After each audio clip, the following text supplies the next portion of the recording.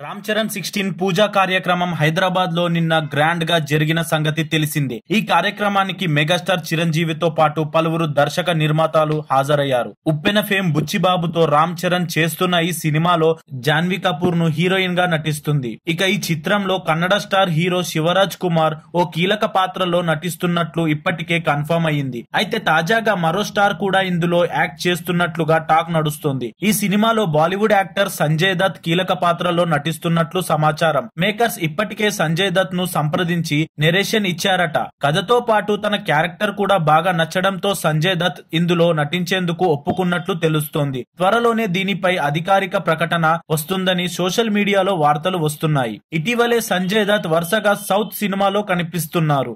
ముఖ్యంగా KGF 2 లో సంజయ్ దత్ చేసిన అధీరా పాత్రకి మామూలు రెస్పాన్స్ రాలేదు. హీరో యష్ కి విలన్ గా సరిగ్గా సరిపోయారు సంజయ్. ఇక ఇటీవలే వచ్చిన లియోలో కూడా అదరగొట్టారు సంజయ్ దత్. ఇక ఇప్పుడు ప్రభాస్ నటించబోతున్న ది రాజా సాబ్ రామ్ పొత్తినేని సినిమా డబుల్ ఇస్మార్ట్ లో కూడా సంజయ్ దత్ ముఖ్యమైన పాత్రల్లో కనిపించబోతున్నారు.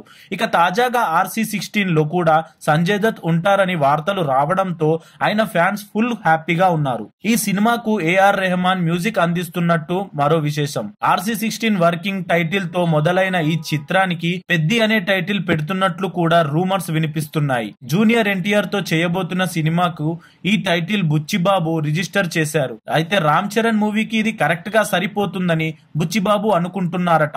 దీంతో ఇదే టైటిల్ ని ఫిక్స్ చేస్తున్నట్లు టాక్. ఇంకా దీనిపై అధికారిక ప్రకటన రావాల్సి ఉంది. ఇక RC16 పూజ కార్యక్రమం ఇలా ముగిసిందో లేదో రామ్ చరణ్ తన తర్వాతి సినిమా కూడా లైన్ లో పెట్టేశారు. సుకుమార్ తో తన తర్వాత సినిమా చేయబోతున్నారట చరణ్.